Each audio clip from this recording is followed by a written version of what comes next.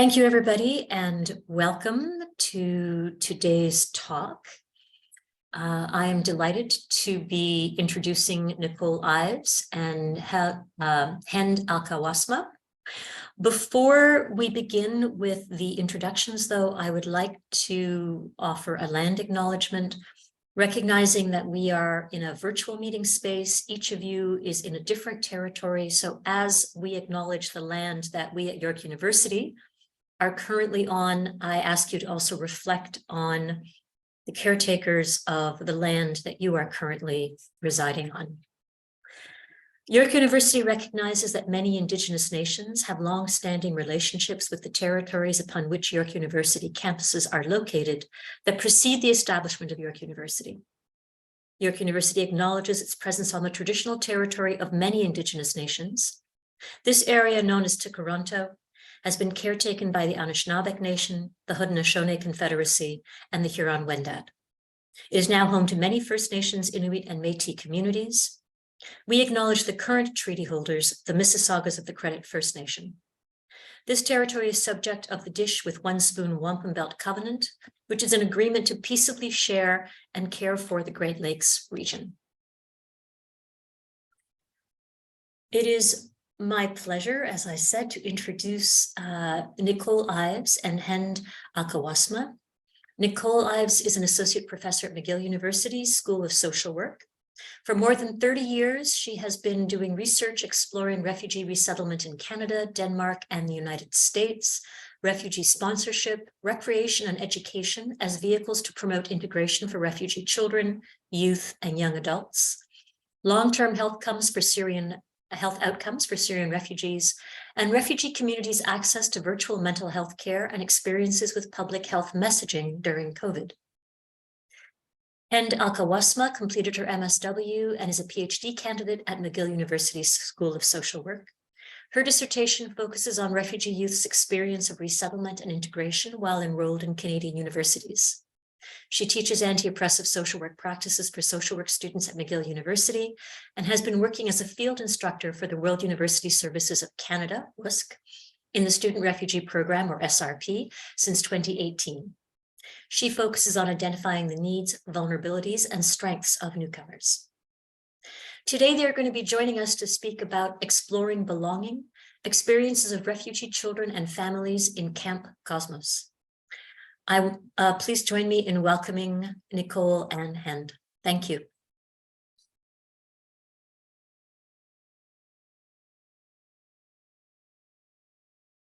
Great, thank you, Michaela. I'm just going to share my screen now.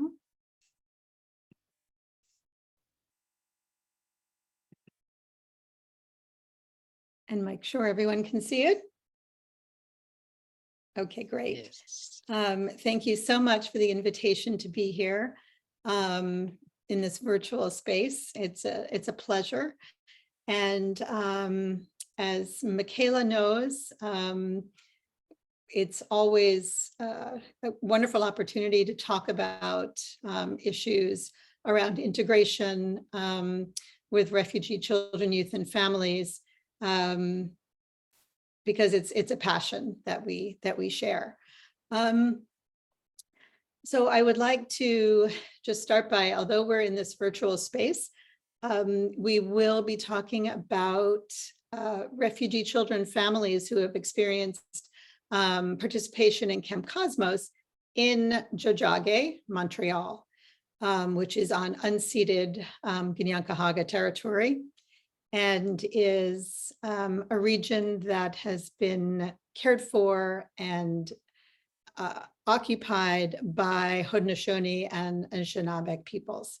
And we're thankful for the opportunity to be guests on their territory and continue to work in active reconciliation for Indigenous peoples. So I would like to just highlight our research team, and I'm very thankful to have Hend Alqawasma here, who has been on this journey with me for many years. It started before COVID, and Hend and I have been working together actually since she was in her master's program. and is now doing her PhD on another topic close to our hearts, which we'll talk about at the end.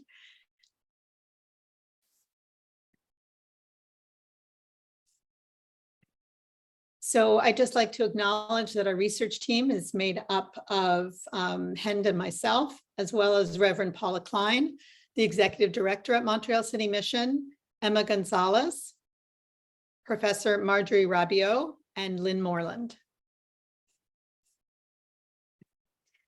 I'd also like to acknowledge that this research was funded by SSHRC. It's funded by the Child and Youth Refugee Research Coalition, which is a SSHRC-funded nationwide alliance of over 100 academics and community partners who are working to promote successful integration of refugee children, youth, and their families. Their 4 pillars are looking at social integration and human rights, language, literature, and learning, economic and political context, and child and youth and family well-being. So they have been supportive of this project from the beginning and have also produced an infographic about it, which we can share. So we wanted to say thank you to SSHRC. So the setting for our project is Camp Cosmos. To be entirely transparent, I'm on the board of Montreal City Mission, and I have been for over a decade. And it's an organization, a community-based organization that facilitates integration for children and families. They have multiple programs. Actually, all of their programs focus on this integration. In addition to legal services for immigrant seniors, as well as some of you may be familiar with the Just Solutions Clinic. They have the Mon Together program that is focused on Syrian refugees through concrete projects and intercultural partnerships. They have Women Weaving Their Dreams, another project that began in 2017, helping women newcomers integrate more successfully into their communities. They now have a catering company, and Camp Cosmos, which actually has now become its own, registered as its own organization, but got its beginnings 40 years ago in Montreal City Mission to provide a summer day camp with families who either have low incomes, are single parent households, and or are newly arrived refugee families. So it's within this context that we did our research. The camp highlights environmental education and intercultural education.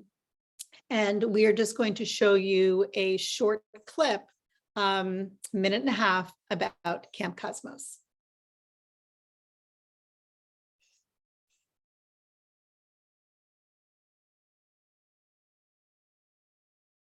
Can you see the screen?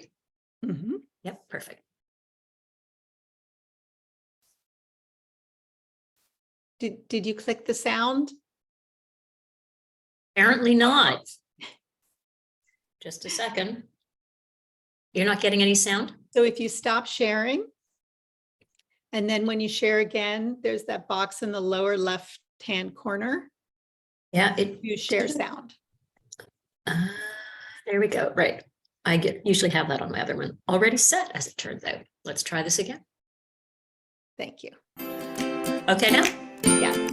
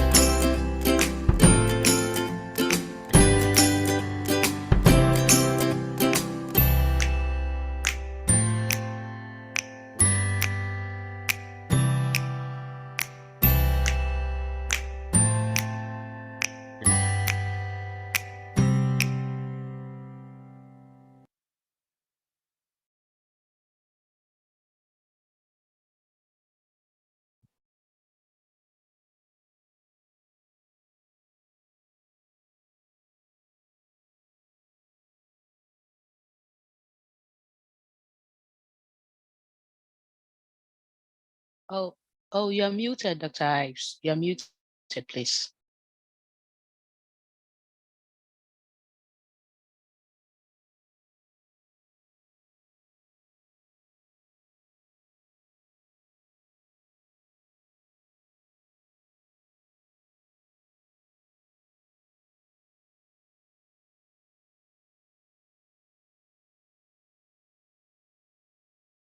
Thank you, Mavis. No worries. Technology today has been quite stubborn. Let me just go back now.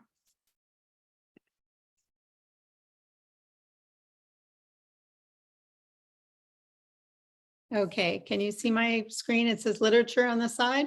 Yes, and we can hear you. Okay, perfect. Thank you. So there's been limited research on belonging that's held by refugee children and parents in early childhood education and recreational settings. I've done some previous research on refugee children in early Head Start and Head Start settings in the United States. But there's been very little done on how interactions with community-based organizations have increased children's sense of belonging in early education and recreational settings. And so this particularly with the influx of refugee children from Syria, we had a really good opportunity to try to understand what this participation in a camp that is purposefully designed to bring together children who are born in Montreal or grew up in Montreal with newcomer children. Because as we know, because we have someone, our leader of many projects that I've been on, Michaela, that social inclusion is a critical determining factor for integration. Even though it really is economic participation that's seen as the center. We know that there's a strong desire, as has been written in the research, to belong in a more emotional and culturally meaningful way. And it's often the experiences of exclusion by the mainstream in these cultural differences, which can prevent long-term, positive integration outcomes. Certainly in Canada and the United States, integration is seen very much in terms of economic self-sufficiency. And even then it's primarily looking at the family as the unit of integration and not the children. Oftentimes this is because children are seen as experiencing integration in their school settings. And so it's thought that it comes naturally in those settings. So less attention, I should say, is paid toward the extent to which educational settings have indeed provided senses of belonging, particularly in the short term, for refugee children and youth. I also wanted to just highlight that belonging has been conceptualized as a sense of attachment to others and togetherness, so based in relationships. So for refugees more generally, it's to what extent do they feel that they're an accepted part of their new country? Again, not just an economic, their ability to contribute economically. It's not just limited to that, although from a policy perspective, that's typically the one-size-fits-all perspective. But for refugee children, creating a sense of belonging in their new country can happen in these new educational settings. But the extent to which it happens in a positive way and facilitates inclusion, leading to integration, is less researched. So greater senses of belonging, researchers found that it can be associated with lower depression and higher self-efficacy, regardless of the extent to which they've been exposed to traumas in the past. So it is, and even across the board, we can know that a greater sense of belonging contribute to greater well-being, emotional, physical, psychological, and spiritual well-being. So now I'm going to pass it on to Hend to talk more in detail about our exploratory qualitative pilot study. Can you go back, Nicole, to anti-oppressive slide? It's before the literature. Yeah, thank you. And then maybe go back after to the other slide. Sure. Thank you. So our pilot study was focusing on children, refugees, children, specifically from Syria. So many of the registered children escaped the war, and they might be victim of or have witnessed violence back in their country of origin. So the concept of camp for them was completely different than what camp means here for children in Montreal setting or in Canada. For them, camp means instability, insecurity, lack of food, lack of resources. However, so when I met them before the camp and before participating in the camp, for them, like the word camp means like uncomfortable word. However, things were changed after meeting them, after being in the camp for 6 weeks, where camp is like, and we will see later in the slides, where camp is a sense of belonging, friendship, integration, inclusion, knowing too many things different than what they in a short period of time. So based on all these things, our philosophy on our research and the camp, like they based their work on anti-oppressive practice, where everyone is unique and their experience is respected. Counselors and staff get trained to deepen knowledge on power relations, equality, cultural differences, and children's rights for equal treatment. So all the staff and the counselors in training, they have to have a small training where it stays like the durations between 1 week to 10 days, where they have to be familiar with some of the concepts and some of the important details, where it gives the children their space and their freedom to express themselves in safe environment. So all children have same opportunities to be members in the camp. Also children with special needs were taken care of, like they don't return as a child because they have some sort of disabilities. Or they return them because they cannot pay the camp, and we will explain this later in the slides, in the coming slides. So all of the children were accepted in the camp, no matter how the income of the family is and how the child ability, physical ability or mental ability is. And giving child and allow them to share and express their thoughts and feeling. This was very core and in the camp, and very important concept that have been followed. We can go to the other slide maybe now, Nicole. Thank you.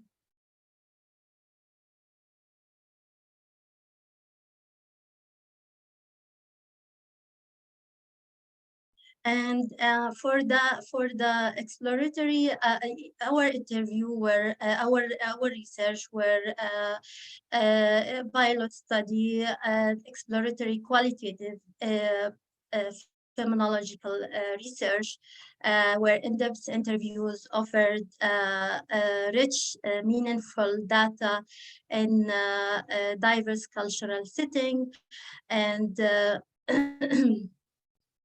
our research questions were how has participation in camp experiences of social belonging for refugee children, youth and parents. How do refugee children, youth and parents think about belonging, and in what ways do community organizations facilitate social integration for refugees? And as Nicole mentioned, belonging has been conceptualized as a sense of attachment to others and to otherness, togetherness, and also that refugee, there's scarce literature about recreational settings and its impact on refugee integration, refugee children integration, and in the North American settings. And for our participants, we had 24 participants, 14 children, 7 boys and 7 girls. We have, and these children ages ranged from 6 to 14 years old, and all child and parents participants have lived in Montreal for less than 3 years. All mothers, I interviewed only mothers. In this case, most of the fathers were not reunited yet with their families for documentations, for like struggle to get into the country. They're waiting for court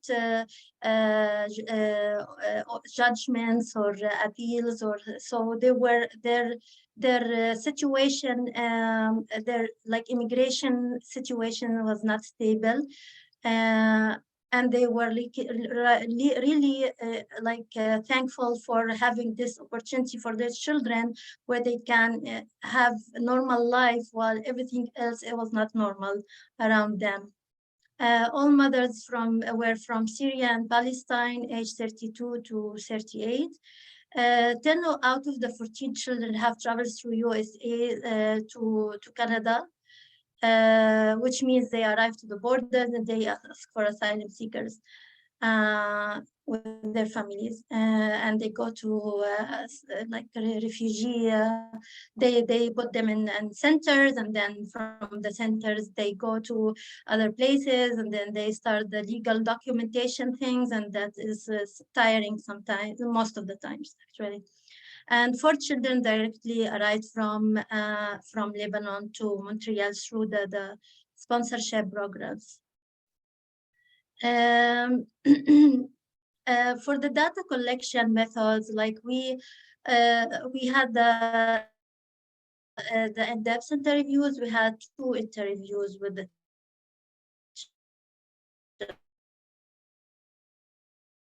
children, one before with the parents before camp was individually, but with the after the camp was a focus group with them, and then interviews with staff and CIT, which is a counselor in training, which is like the one step to be a staff, where they are like still in the stage of training, but they have the same work description as the staff. And then we have in our research, the data were collected also from some reports and information from about welcome classes that they offer in the center. So from our research, maybe you can go to the other slide. Thank you. From our data and from the analysis and the data were all the interviews were in Arabic, and then we, because the children master at that time only the Arabic language, their mother language, they have basic English and basic French. And so all the interviews were in Arabic, and then was translated and transcribed, and then like the data were pulled, and the themes were pulled from the English version of the interviews. And the main themes, the general themes that we pulled from the data were appreciation for the Camp Cosmos community, feelings of belonging and being at home, reflections on child growth and well-being through parents' feedback, engagement with the families, empowerment of diversity, learning a new language, meaningful connection built with staff, Camp Cosmos summer camp, as they say, one of the campers, a memorable, one of the counselor, a memorable and meaningful experience to newly arrived children and their families. So those were our general themes, and then from these themes we pulled our findings and our general question: how does camp participation shape belonging? I'm going to talk about inclusion, and we have inclusion, relationship, and environmental mastery. And from our data, also we found that inclusion is led to the relationships theme. And for the organization, for the inclusion, we divided it in organizational structure and the organizational culture. And financial accessibility, sliding scale for all parents. Some parents paid nothing, as I mentioned earlier, which other paid the regular rate. This ensured the socioeconomic diversity among the campers, which meant accessibility for all children. Regarding staffing for our research, the camp directors made sure that there were counselors who speak multiple languages, particularly Arabic and Spanish, in addition to English and French. And for the organizational culture, they had this team that one family unity, and we heard from children, parents, that this was not just words, but was seen in action of from the counselors and the staff in the camp. So the inclusion theme lead us to the, maybe you go to the other slide. Thank you.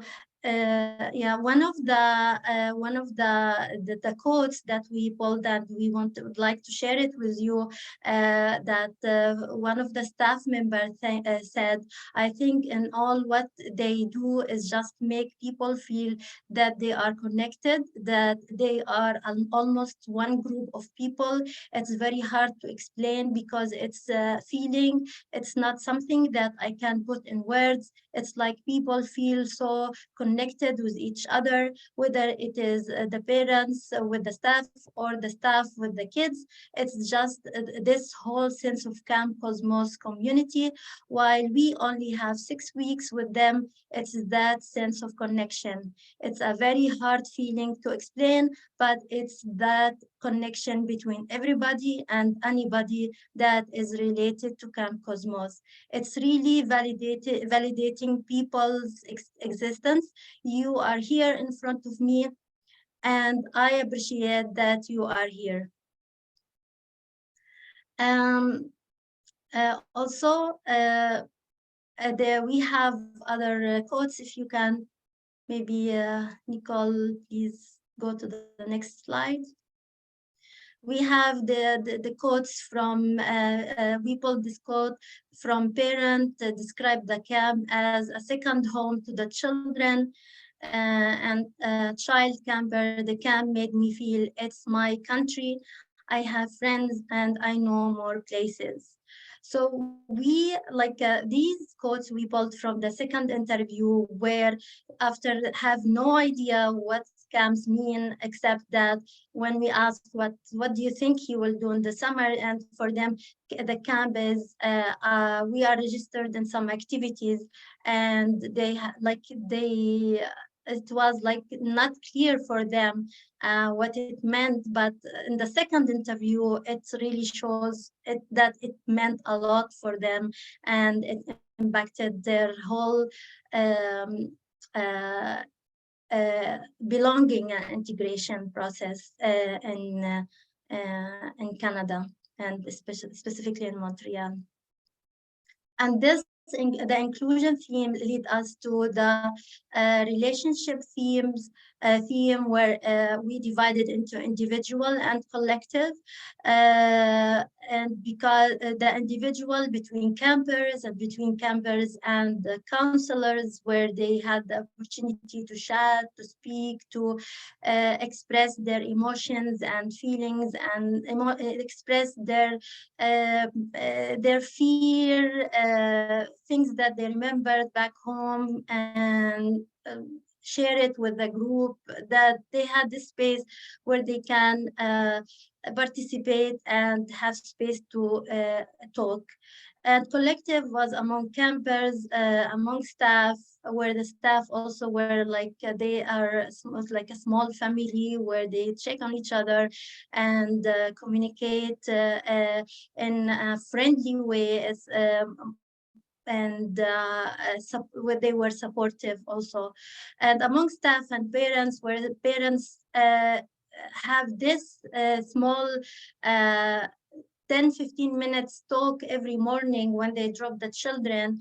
It's like a counseling for them. It was like a very important time for them, where they can get guidance, where they can get support, where they can get answers to many questions they have in a new country, where they don't know where to go, what to do, whom to approach for their things. And so that the staff was like a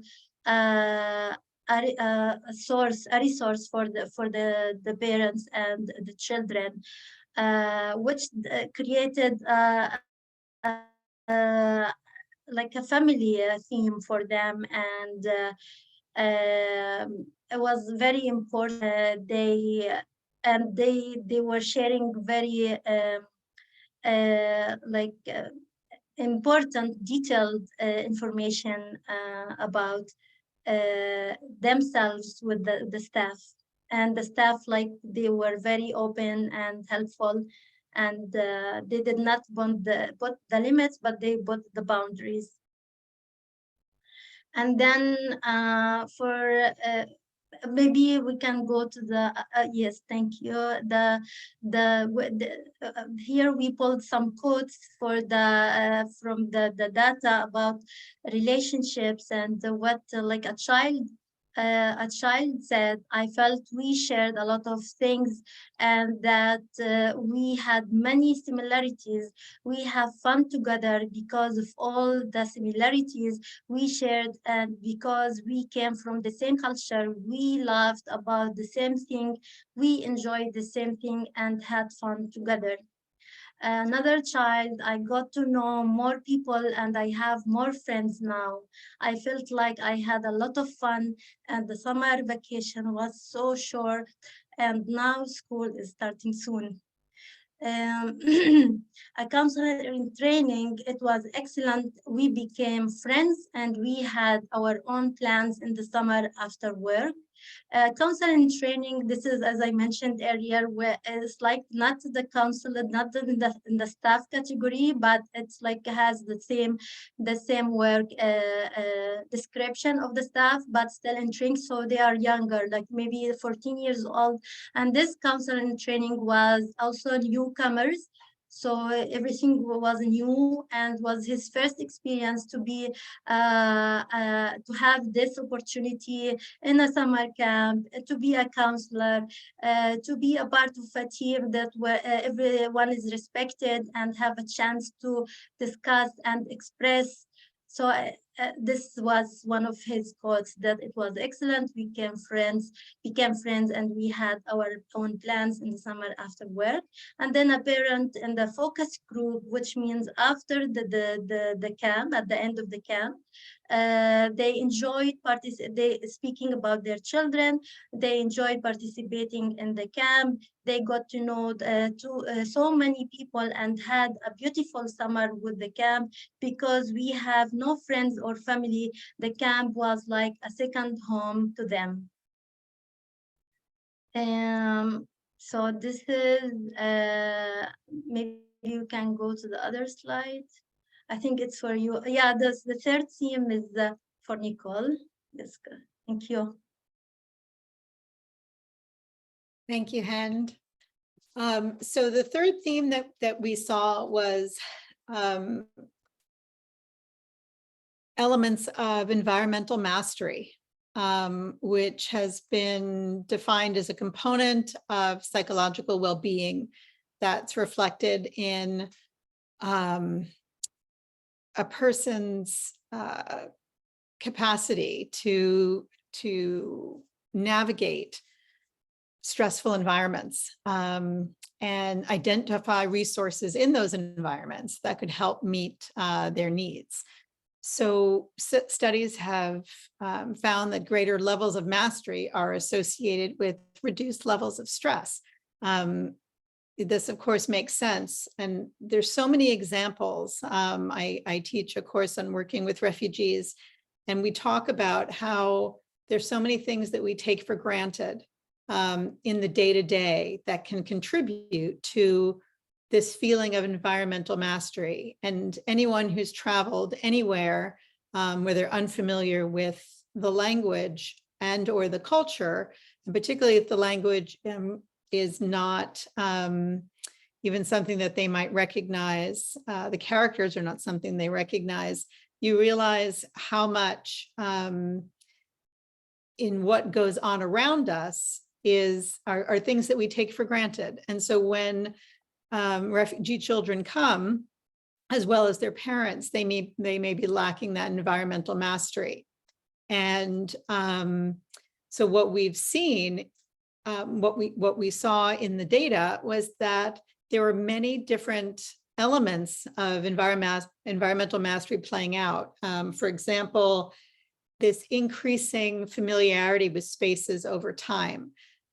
Whether it was the site of the camp, and for the years when there were Syrian refugees who were coming, they had the camp in downtown Montreal and in the West Island, which is a suburb of Montreal. And right now it's just in downtown, but it still required a bus trip or a metro trip. And so there was an increase in environmental mastery for parents, particularly the mothers, as Hend mentioned, but also with the children who were taken on trips. And, they were able to actually point out places to their parents, places that were familiar to them and that they had experience with.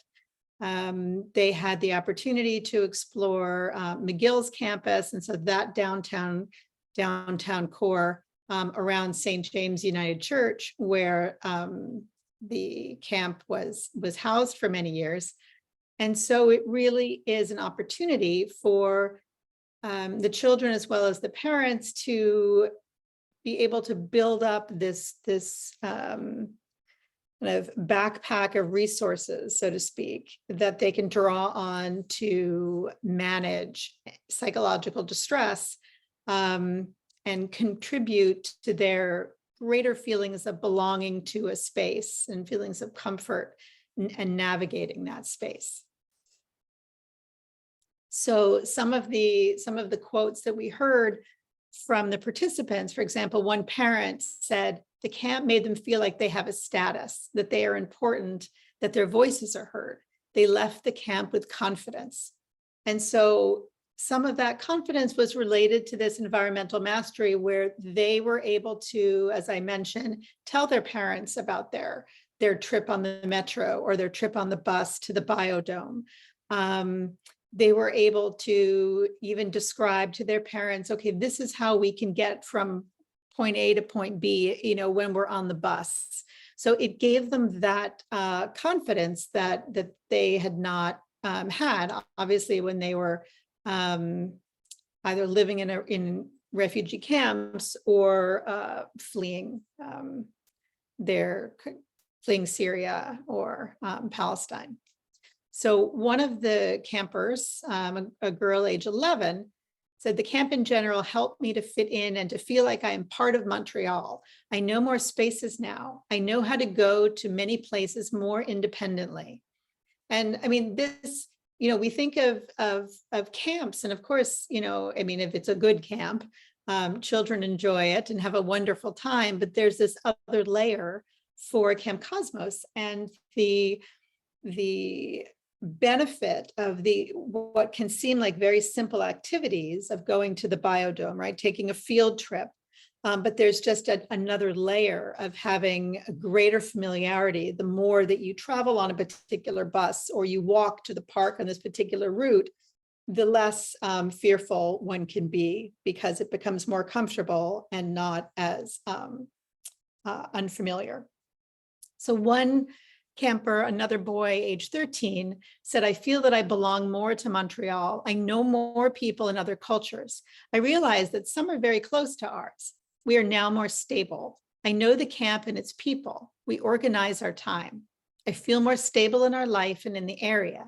The camp helped me integrate more. I learned how to deal better with people around me. Also, my communication skills are improved. I communicate more and in a nicer way with everybody compared to before the camp. For example, before I could say to someone, come play with us. But now I will say, would you like to play with us? It's up to this person to say yes or to say no. This is one of the things that I noticed the camp changed in me. So I mean, obviously he's 13, so a bit older, but his reflections highlight the value of, you know, this opportunity to be in this space that's not only, you know, recreation focused and fun, but it is also designed to be a place of non-judgment. And as Hend explained earlier, from an anti-oppressive practice approach, a space where there is respect and it is equity focused in terms of, you know, who is able to participate. And it really is an opportunity for students, and we're going to be talking about this in a minute, to create those bonds with other campers who had been born or grew up in Montreal. So one of the activities that we had asked the children about, and we didn't use this as a data source because not all campers were interested in drawing, but some did. And so we just wanted to comment, and Hend is going to provide some of the feedback about some of the pictures that the campers drew.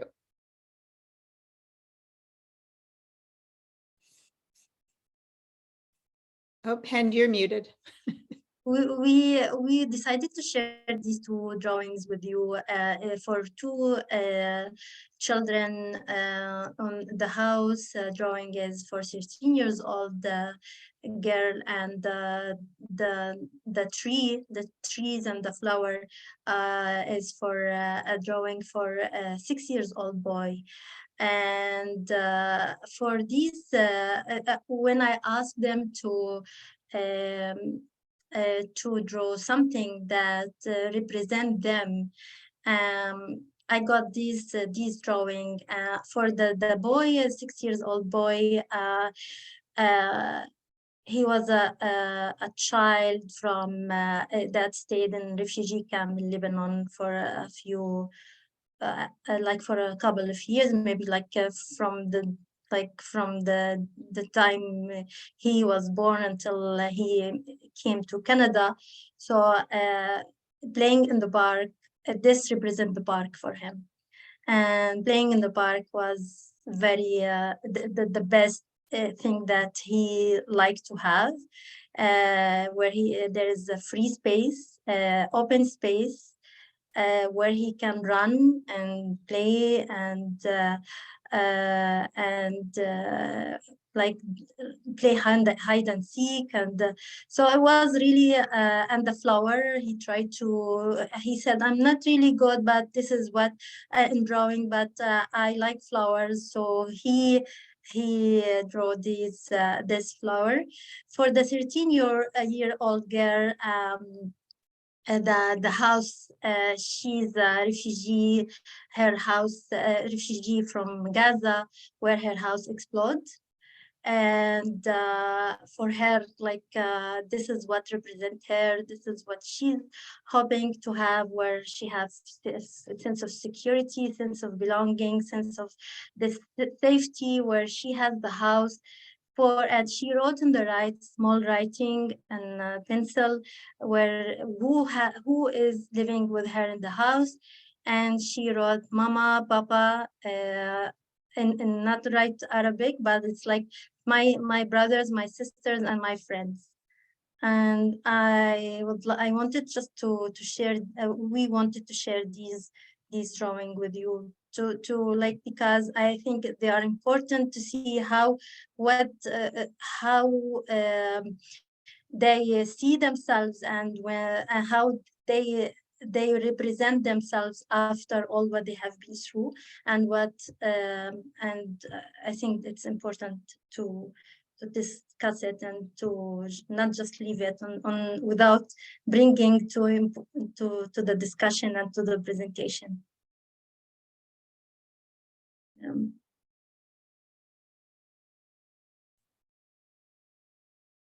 So, we thought about all these factors and how they are interconnected in order to support belonging. It was in the process of thinking, okay, how are these connected, and how do they facilitate belonging? And we know that these are important. As we mentioned earlier in the literature, that belonging is conceptualized as connectedness, which is, I would say that, relationships are certainly a part of connectedness. Relationships are maybe a deeper, more meaningful connectedness. There was a 2006 study which found that recreation, for example, recreational sites served as sites for social learning, language skill development, and social connections for newcomer youth. And as we heard from the 13-year-old, and also which we saw in many different interviews, that it was this learning about social cues from their peers who were from Montreal, or who were born in Montreal or grew up in Montreal, as well as counselors. So this way of kind of, the language improves, and then they're able, in a way that this boy saw, to be more polite, or their language and skills are developing, as well as their ability to kind of read all the unspoken kind of rules for children, and the cues that happen, the cultural cues that happen, that you don't necessarily realize you're doing, but that are certainly very tangible in different cultures. So, we could see that, just as earlier studies found, that it provided this opportunity for children to engage with local community members, be it other children, counselors, as well as in the community spaces where they went. And so it really gave them an opportunity to explore more holistic aspects of Montreal. And so you can hear that with this idea of, I feel like I belong to Montreal. It certainly, I think it would be interesting to do this study in different cities, because as an extremely diverse city, the most diverse city in Quebec, the fact that the children could look around their group and see children, some who were like me and some who were not like me, but still children, and I didn't feel like an other. To what extent does that happen in settings where the majority of children are white? Would be interesting to take a look at. So we could see too that other studies that have looked at newcomer youth have noticed noted that recreation creates this context for youth to develop these connections, and then it can increase their understanding of others, and that thereby foster their friendships with others from diverse backgrounds.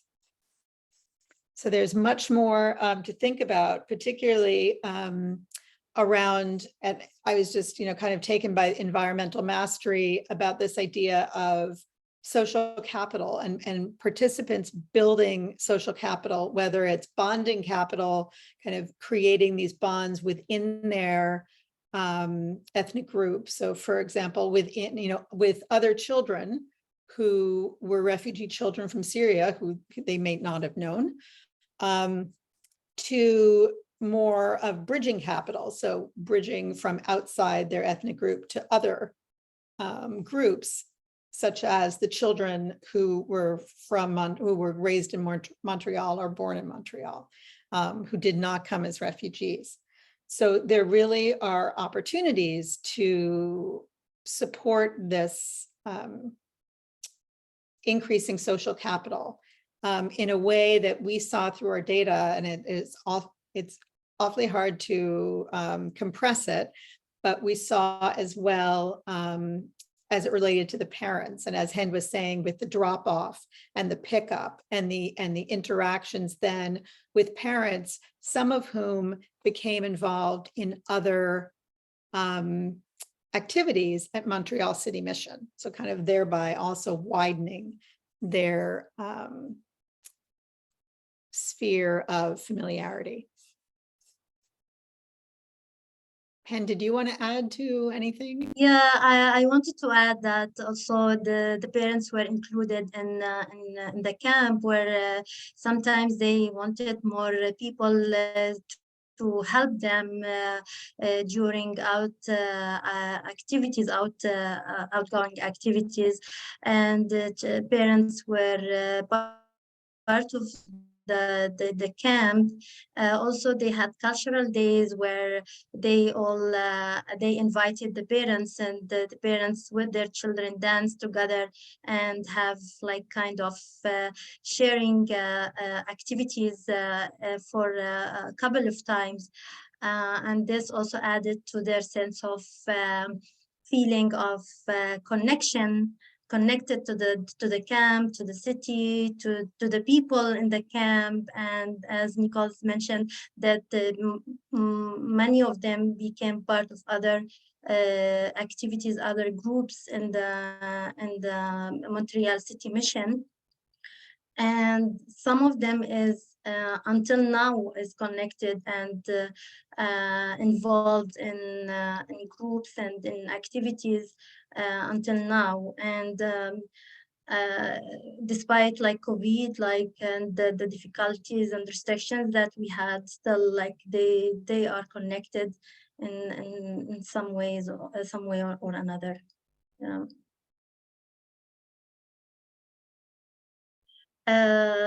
Yeah, for this figure part, we asked the children the activities they liked the most.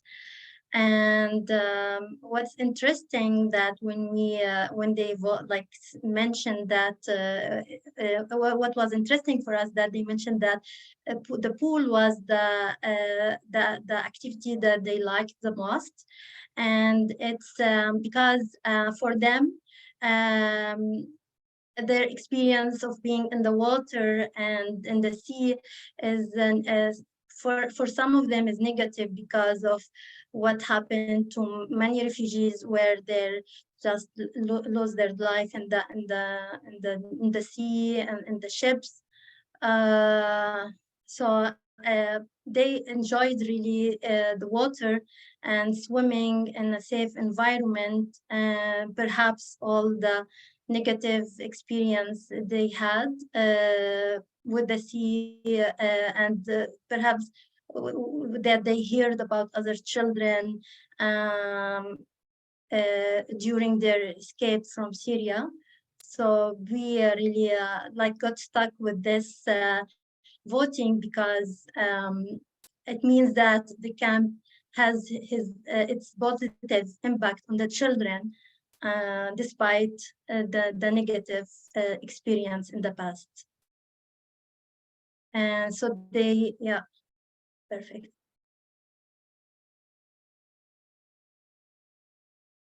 So I know that we want to have time for some questions. So we just wanted to finish up with some of the implications, practice, research, and policy implications of our findings. As Hend mentioned, one of the integral parts of Camp Cosmos is providing training for the counselors to understand what the context is of the children, the refugee children who are coming to the camp. And so it's, across the board, not only counselors, but as we know, also teachers and early childhood educators, it's important to provide training on trauma-informed care in the context of these children, particularly when they're coming from war zones. And that often is a piece that's either overlooked or not well developed. It's also critical to support parent engagement through parent gatherings so they can share information about integrating into Montreal. I mean, that was, as Hend explained, the pickup on the drop off, as well as some of the activities that were organized to include parents, provided that setting for them to share information. Who did you contact? What lawyer have you talked to? Because as we know, there's some very unscrupulous individuals saying that they're providing legal counsel and just ripping off clients.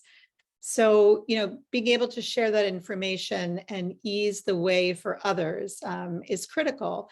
And it also contributes to their, these linkages and social support, which we know is a key component of integration. It would be interesting to explore long-term impacts of recreational activities as a type of integration intervention. So, we were wondering, to what extent does their participation carry over once they enter the school? Are they still in a space where they feel like they can, that they're not as shy in reaching out or not as hesitant to reach out because of the positive experiences that they had over the summer? Also, there should be greater funding for community organizations to offer summer and after school programs for refugee children. I say that, as I said, with my bias as being a board member of Montreal City Mission. I know that each year, we struggle to be able to fund programs like Camp Cosmos, even though it's been going on for 40 years. So it is an excellent opportunity, even regardless of what the children do. Regardless of what the children do, to be able to have that time together where they feel valued, particularly after the experiences that they've had coming to Canada as refugees. So with that, we just wanted to thank you and give you a little sneak peek. There's one thing that Hend is going to share quickly that involves both Camp Cosmos and WUSC.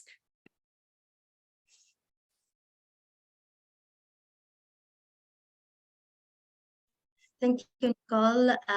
Coming this summer, we will have participatory action research where we have WISC students, SRP students, working as counselors in Camp Cosmos. And we will have 2 female WISC students that they will work this summer. And the purpose, and it's a RBC grant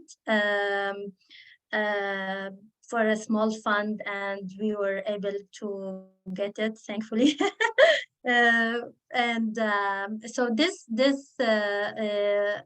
opportunity will help WISC students to social networking through employment in the camp, decrease the social isolation and stress, and paid, like have some income, and that it's for sure important, and also like sense of having employment, this kind of sense of having some security of being involved in some routines, and it's paid at the end, and better understanding also, and increased comfort level with navigating Montreal's urban spaces. As we mentioned earlier, that this campus has a lot of activities, indoor and outdoor, and